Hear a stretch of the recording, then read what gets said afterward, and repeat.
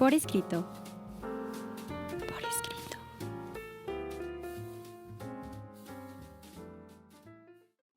Bienvenidos a un programa más de Por Escrito. Estamos en Radio Anáhuac, que el día de hoy nos acompaña. Les doy la más cordial de las bienvenidas. Mi nombre es Cecilia Durán Mena y seguimos atrapando lectores para nunca dejarlos ir.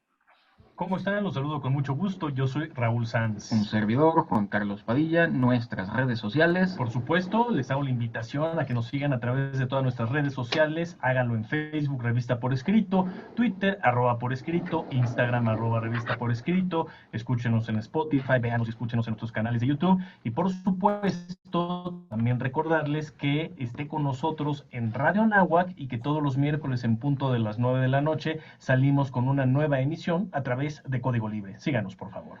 ¿Qué se necesita para hacer una obra diferente? ¿Qué se necesita para hacer una obra que cambie la mentalidad de la gente? ¿Qué se necesita? Eso es lo que vamos a averiguar en nuestros pretextos literarios. Pretextos literarios.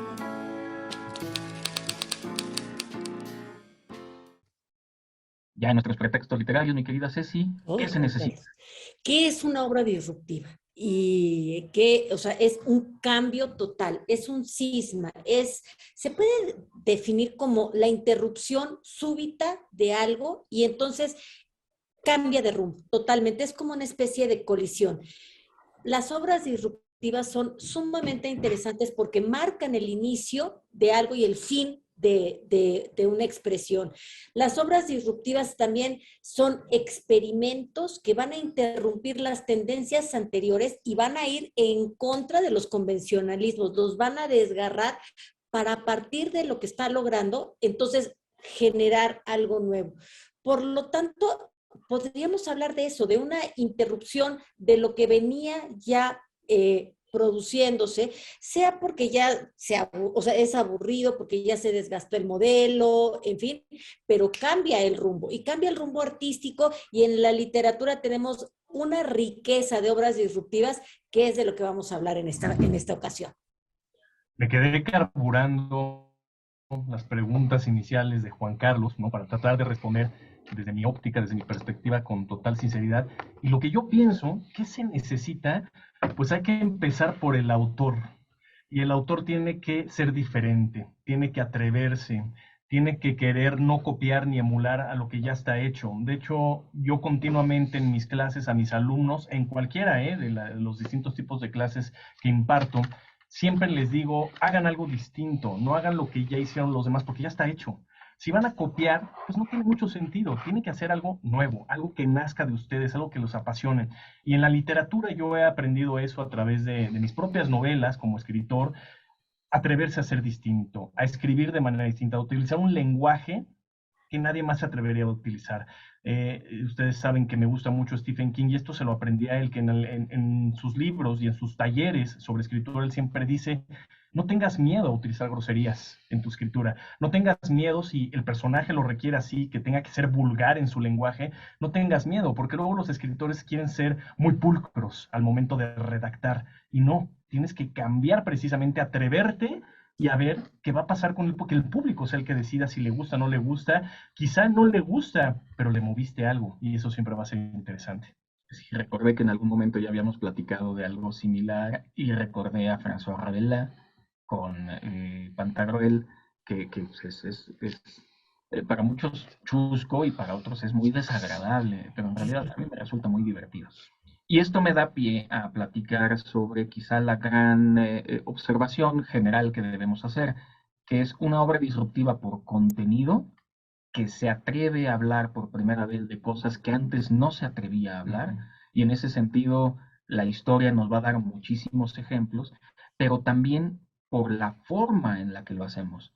Pensemos en la primera vez que se usó una voz subjetiva en literatura, la primera vez que los animales o las cosas hablaron, o la primera vez que un personaje salió del libro.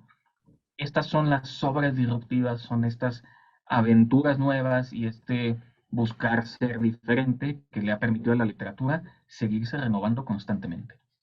Y estos referencias que hace Juan Carlos a Esopo y a Unamuno, son experimentos al final, son experimentos que algunos salen y otros no salen, esa es la verdad de las cosas.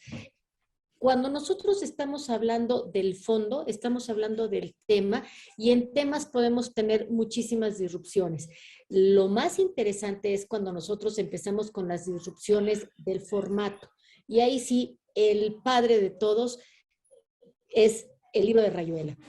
Rayuela es el gran libro disruptivo y Cortázar fue el primero que hace que el lector tenga una participación sumamente activa, que tome su ritmo, que tome la línea de lectura que quiera llevar, que lo haga a su tiempo, en fin, es verdaderamente, yo creo que como Rayuela será el gran ejemplo de una obra disruptiva.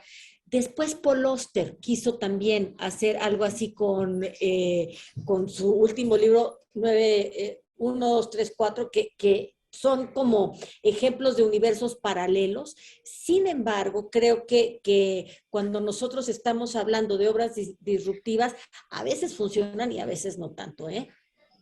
Yo creo que, por ejemplo, luego se está hablando ya también de que quizá las obras disruptivas ya no están saliendo, ya se están muriendo poco a poco.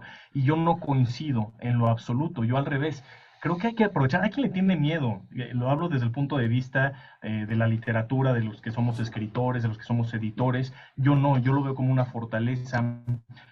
La época digital que estamos viviendo, la época tecnológica que estamos viviendo.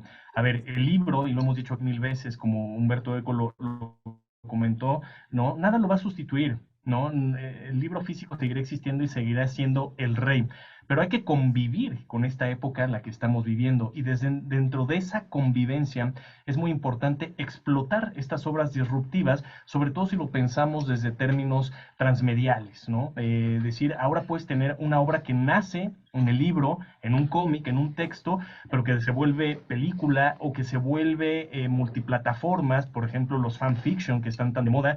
Pongo un ejemplo rápido, el de la obra de Fernanda, creo que se llama Fernanda Solar, esta chilena, que escribió antes que J.K. Rowling su versión de Harry Potter, creo que era el volumen 6, que se llamó Los Altos Elfos, ¿sí? Y a J.K. Rowling le fascinó la obra que escribió esta chica como fanfic, ¿no? Entonces, eso es muy interesante. Ahora podemos generar obras disruptivas también a partir de la tecnología. Entonces, yo creo que no hay que tenerle miedo, hay que entrarle a este mundo también, aprovecharlo y, ¿por qué no?, potencializarnos también nosotros como escritores. A escribir la segunda parte de Las Almas Muertas, por favor. A ver, otra cuestión que es importante señalar es que, y creo que en el guión está muy claro, cómo una obra disruptiva después se vuelve un clásico. Se puede volver un clásico porque queda para la posteridad esos cambios.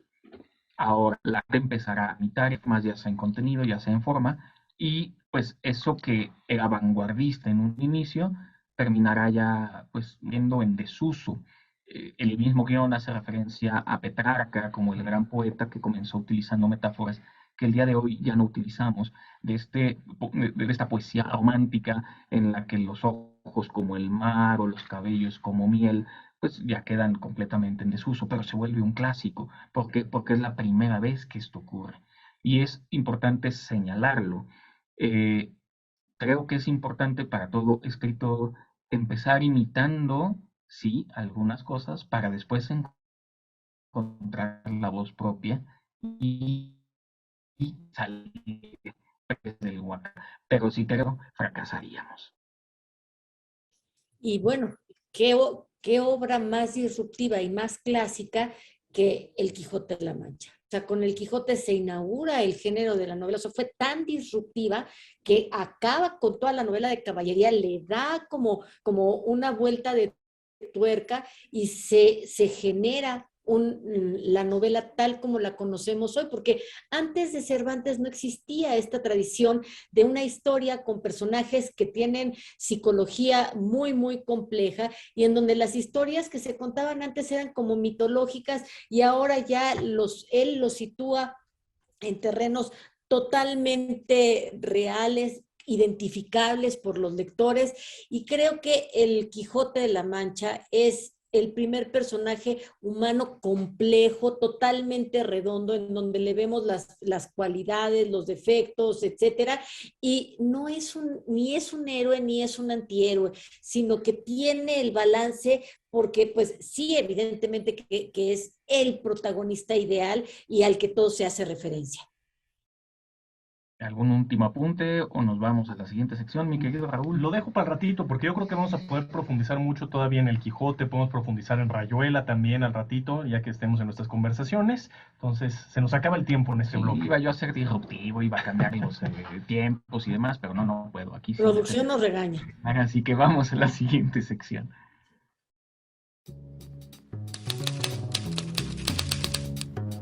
Lo desconocido.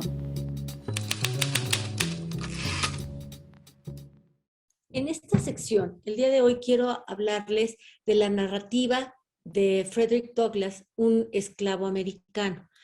Ustedes me dirán, ¿pero qué tiene esto de disruptivo? A ver, quiero que pensemos un poquito en el mundo en el que anteriormente a los esclavos no se les consideraba como seres humanos.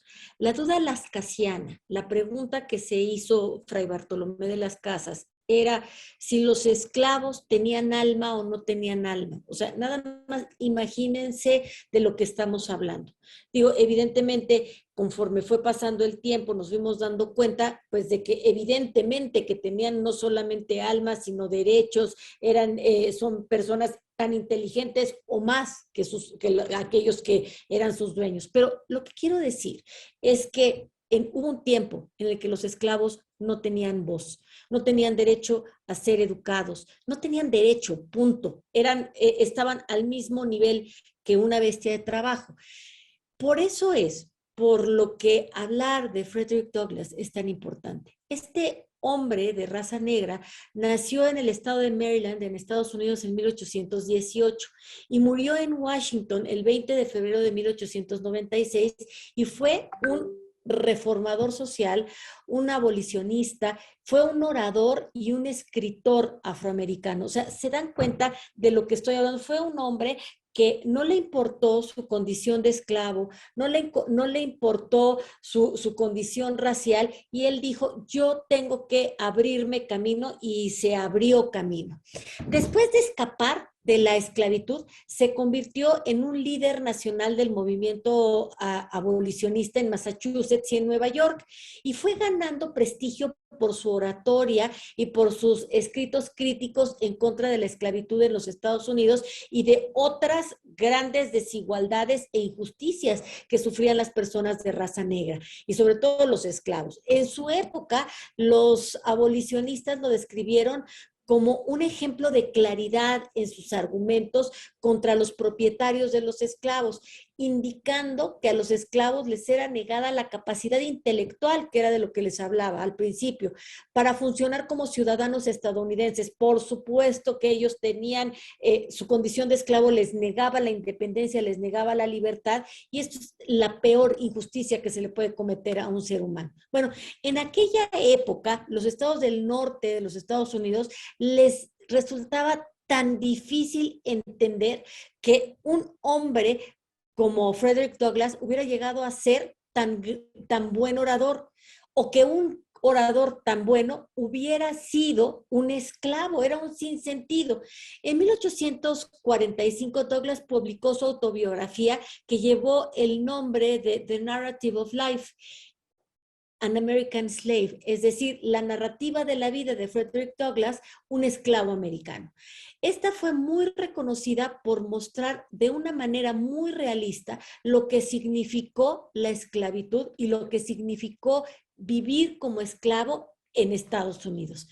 Era muy extraño que un esclavo supiera leer y mucho menos escribir, por lo que su autobiografía fue verdaderamente disruptiva, impactante y de gran importancia para darle voz a los esclavos y de esta manera conocer cómo es esta vida en esclavitud y lo que se tiene que hacer para acabar con ella.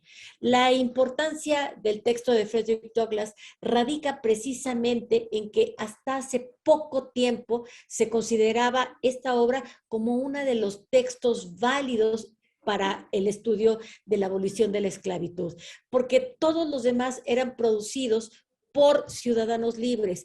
Pero tener un texto de un esclavo que estaba hablando en contra de la esclavitud le hace ganar potencia y le hace ganar valor.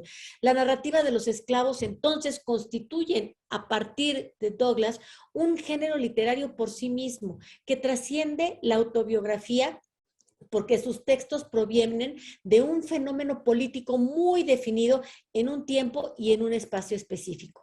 Asimismo, surgen las preocupaciones y las necesidades de un sector de la sociedad que generalmente ha estado relegado, que no lo podemos ver y que tienen sus propios recursos de expresión. Aquellos esclavos que estaban deseosos en incursionar en las artes narrativas y legarnos sus memorias extensas, sus memorias potentes, sus memorias valiosas.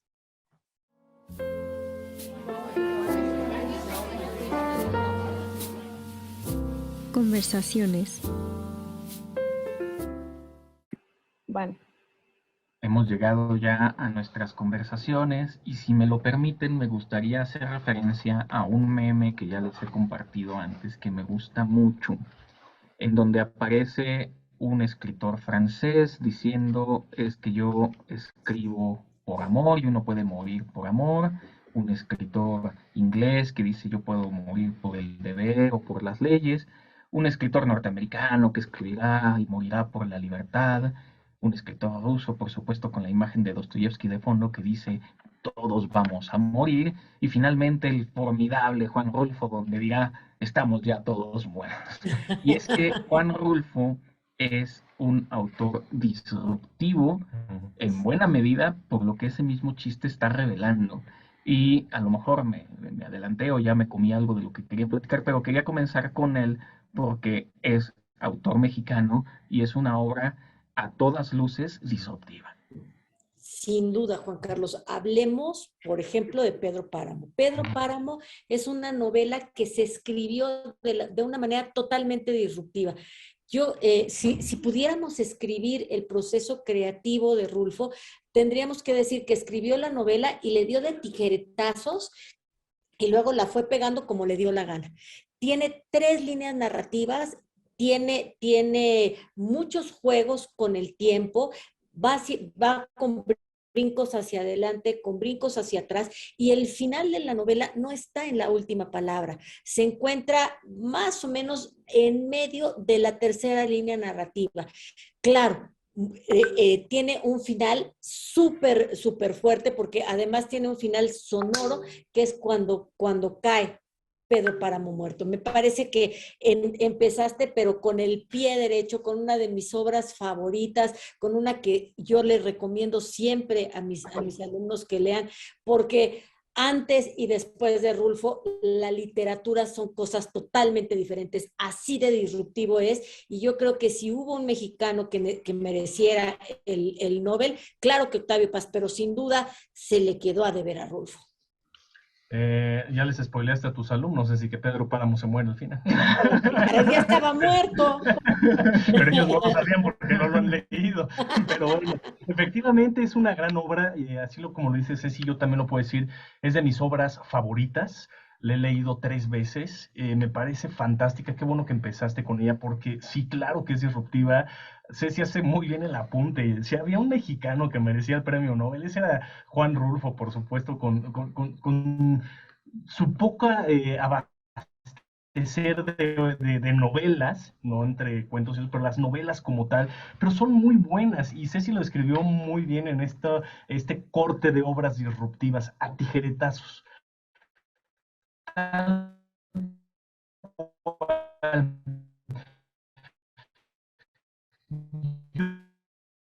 Yo siempre he sido, hablaba Ceci, cuando lees por primera vez Pedro Páramo, puedes confundirte en ciertos momentos. Puede ser no tan sencillo, aun cuando el contenido como tal, la historia narrativamente tiene un orden y es muy buena y es fascinante y es envolvente, puede ser difícil al principio de ir comprendiendo precisamente por estos antes y después. ¿A qué te lleva a leerla por primera vez? Que cuando la terminas, quieres regresar a algunas páginas, quieres meterte de nuevo para ver de qué trataba, si lo entendiste completamente bien. Y eso solo lo hace un muy buen autor y por eso me parece que es fantástica esta novela, es extraordinaria. La historia no pasa de moda, además, no va a pasar de moda y eso creo que también la vuelve disruptiva, ¿no? Podríamos, dentro de todo lo que vamos a mencionar al rato, bueno, ya en este bloque, creo que ese es otro elemento de lo disruptivo. ¿Cuál fue la primera obra que no pasa de moda? Porque hay algunas que pasan de moda. Las Este, vanguardias del siglo XX suelen constituirse como justo obras disruptivas y normalmente cuando hablamos de vanguardia pensamos en pintura. Sin embargo, y me gusta y le tengo mucho amor-odio, los futuristas primero hicieron su manifiesto en el año de 1909, pero después publicaron en 1912 el Manifiesto Técnico de la Literatura Futurista. Y es una propuesta nueva. Voy a hacer un pequeño resumen de las cosas que buscaban los futuristas en literatura. Es necesario destruir la sintaxis, disponiendo de los sustantivos al azar. Se debe usar el verbo en infinitivo para que se adapte a los sustantivos y no lo someta al del escritor. Se debe abolir el adjetivo. El adjetivo que tiene en sí mismo un carácter matizador es incompatible con nuestra visión dinámica, porque supone una pausa, una meditación. Todo sustantivo debe tener su doble, es decir, el sustantivo debe ir seguido sin conjunción de otro sustantivo al que está ligado por analogía. Por ejemplo, hombre torpedo, plaza embudo, puerta grifo. Abolir también la puntuación. La poesía debe ser una serie ininterrumpida de imágenes nuevas. No existe categoría de imágenes, no tiene preferencias ni prejuicios. El futurista es un claro ejemplo de una tupida red de imágenes, es necesario orquestar las imágenes disponiéndolas según el máximo desorden y destruir en la literatura al yo. Esa es la propuesta, en resumen muy breve, que proponían los futuristas. De hecho, al respecto y a partir del futurismo, vino a surgir también una poesía llamada poesía estridentista. Y hace poco lo último que escribí, que no sé si por escrito me lo van a publicar, fue una pequeña confesión de estridentista, es un ejercicio estridentista donde la máquina y el hombre se terminan fusionando en un cataclismo que para mí fue catarsis académica, sin duda. sí fue, se los atestiguo. Pues bueno, y si hablamos de esa estridencia, pues digo, Tristan Tzara.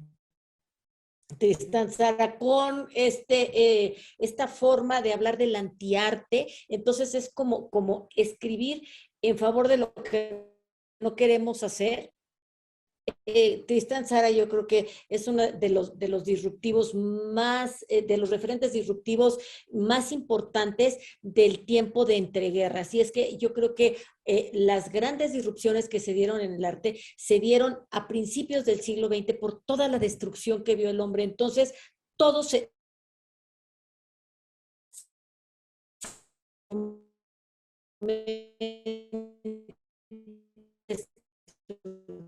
modificar, todo se debería de replantear para no volver a caer en este tipo de catástrofes. Y Tristan Tzara habla justamente de cómo destejer lo que ya se había tejido, de cómo deconstruir lo que ya estaba construido, de cómo derribar todas estas, todos estos pilares que sujetaban al arte. Y por lo tanto, Tristan Tzara es uno de los más disruptivos, plantea una manera como más gráfica de escribir los poemas. En México llegó tardía esta tendencia, pero sí llegó, tenemos autores futuristas, claro que sí, cómo no. Y la verdad es que en ese tiempo la producción mexicana, claro que seguía mucho las tendencias europeas, lo cual ya no era tan disruptivo, pero sí tenemos obras muy disruptivas.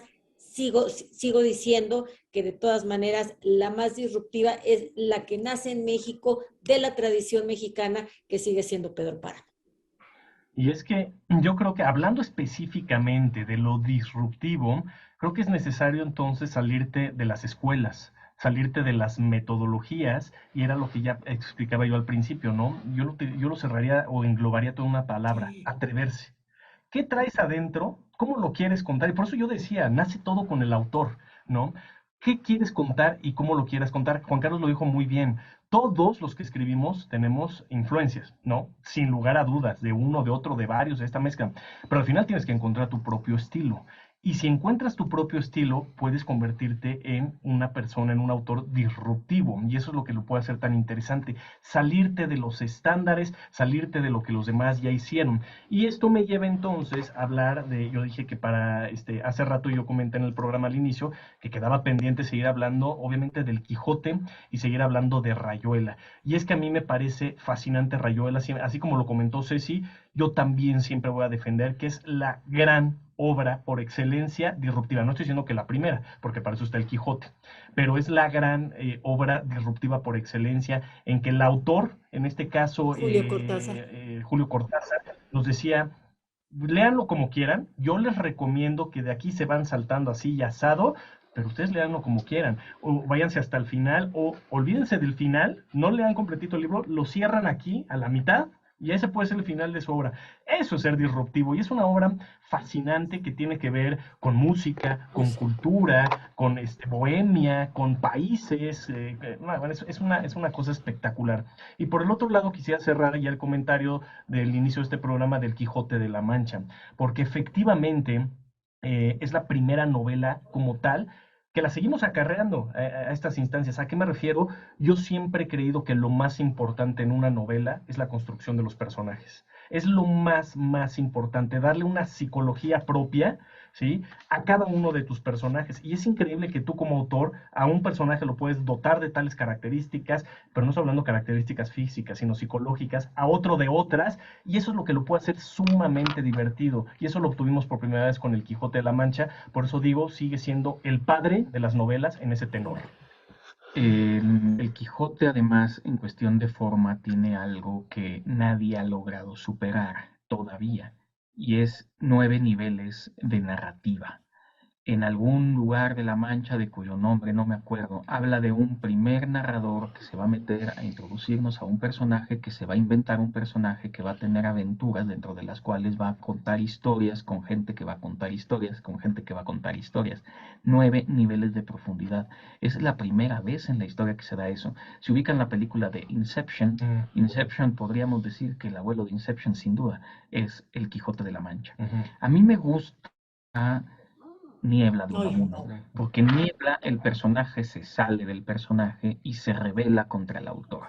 Y esto es fascinante, y esto no ocurre con facilidad, y Unamuno será quizá el primero que tenga esta forma con contenido, porque al final es forma contenido, o sea, como de repente empiezas tú a hablar con el personaje y el personaje empieza a renegar de su propia existencia. No podemos perdernos a Niebla de Unamuno. Interpela al autor, le dice, yo no me quiero morir.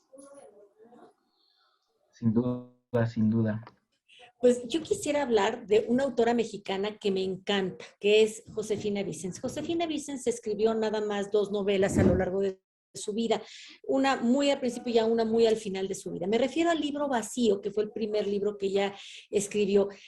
Hablaba Raúl y hablaba Juan Carlos de la importancia de la estructura de los personajes, de escribir bien los personajes, de dejarlos apretaditos, redonditos, bien cocinaditos. Bueno, Josefina Vicens en su libro Vacío se dedica precisamente a eso. Tiene unos personajes de una psicología impresionante, están muy bien clasificados, muy bien detallados. Y si nosotros queremos encontrar en el libro Vacío una anécdota maravillosa o una anécdota disruptiva, no va a ser por ahí.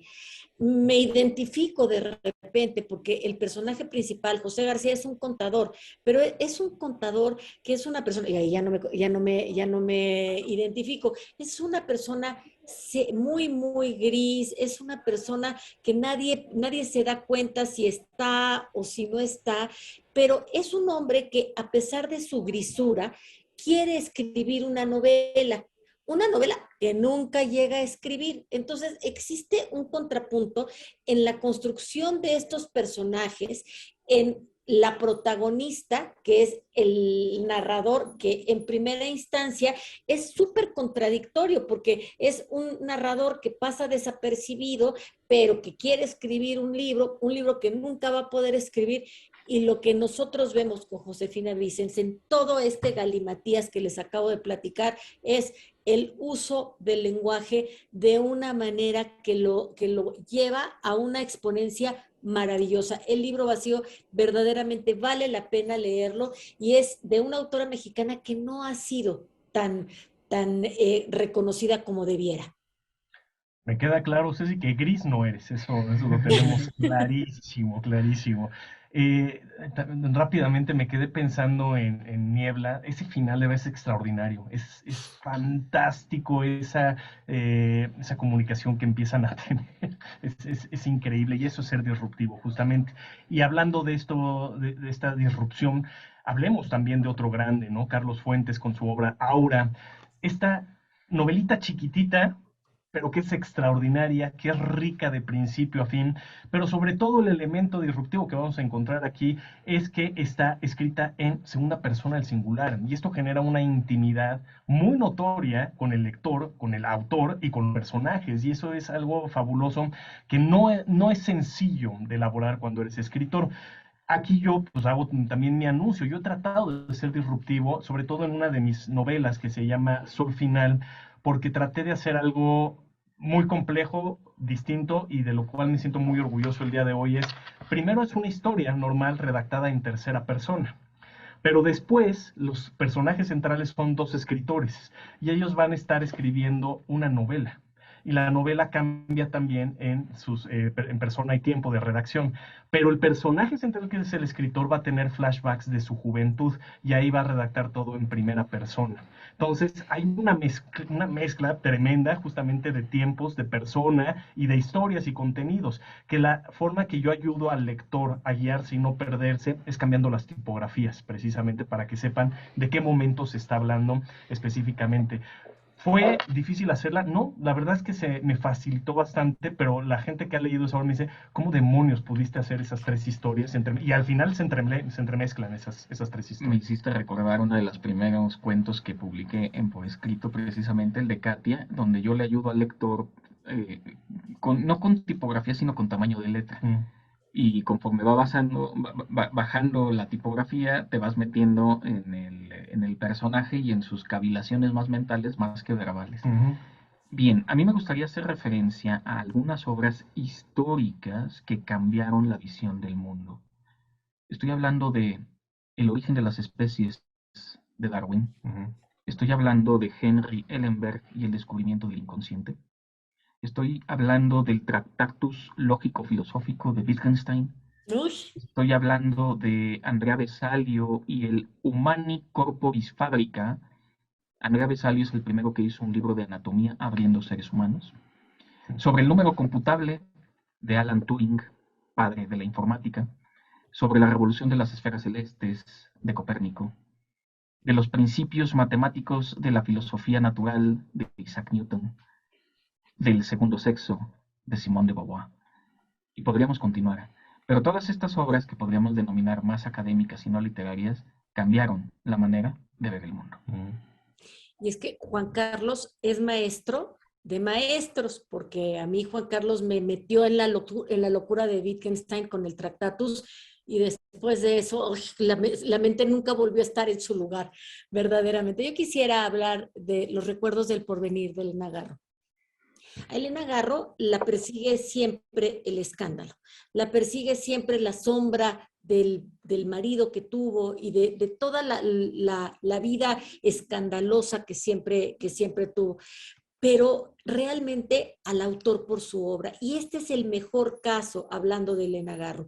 Elena Garro tiene Los recuerdos del porvenir, que ya el propio nombre es disruptivo. ¿Cómo voy a recordar lo que todavía no ha pasado? Es una de las obras fundamentales y que verdaderamente tiene además un personaje que se llama Cariño, que cuando alguien maltrata las palabras, él va y las acaricia.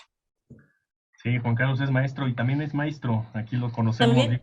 ¿Verdad? También, pero no, por supuesto todas estas menciones que ha hecho Juan Carlos son fabulosas porque lo que lo hace interesante es que cambian precisamente la perspectiva.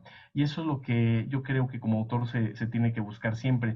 Me quedé también ahí pensando en gente como el Marqués de Sade, por ejemplo, ¿no? Personajes, autores que hasta fueron perseguidos por la forma de escribir, por los contenidos que estaban manifestando en ese momento, que hoy en día, si tú lees al Marqués de Sade, te podrá parecer cualquier cosa. En ese momento, bueno, o sea, se daban golpes de pecho, ¿no? Pero el morbo también de los consumidores de lecturas, pues ahí estaba, ¿no? Y el otro, Frankenstein de Mary Shelley, que ya también lo hemos mencionado en otros programas, siempre va a ser una novela gótica, quizá para mí por excelencia, ¿no? En cuanto a personajes, en cuanto a narrativa, pero además en cuanto a quién lo escribió. Una mujer que no se le dio el debido crédito en su momento y que pues ahí sigue, ¿no? Para la posteridad. Un dulcecito para Raúl, una invitación otra vez para Cecilia. El Señor de los Anillos de Tolkien, porque es una pretensión enorme tratar de hacer una Sí. mitología para un país que no la tenía, retomando históricamente todo, y logró un conjunto, una obra que habla completamente de una cosmovisión, y eso por la pretensión, y al mismo tiempo hablar de Peter Jackson. Peter Jackson fue disruptivo a la hora de hacer las películas del Señor de los Anillos, animándose a producir todo de golpe. A partir de entonces se ha copiado la manera de hacer de Peter Jackson, pero en su momento fue absolutamente disruptivo. Despedimos el programa, por favor. Quiero agradecer a Emma Voltnik, que fue la que construyó este guión, y al equipo de guión, a David Barajas e Ivana Prado. Soy Cecilia Durán Mena. Nos vemos la próxima vez. Agradecimientos también en edición a Carla Ángeles, Daniela Muñoz y Jocelyn Cabrera. Yo soy Raúl Sanz. Nos vemos y escuchamos la próxima semana. Un servidor, Juan Carlos Padilla, también se despide, no sin antes agradecer al generosísimo a Brandon Hurley, a Fabián Gutiérrez y también a Eduardo Quevedo, que hacen que esto sea posible, que su vida literaria sea gozosa. Ultimátum.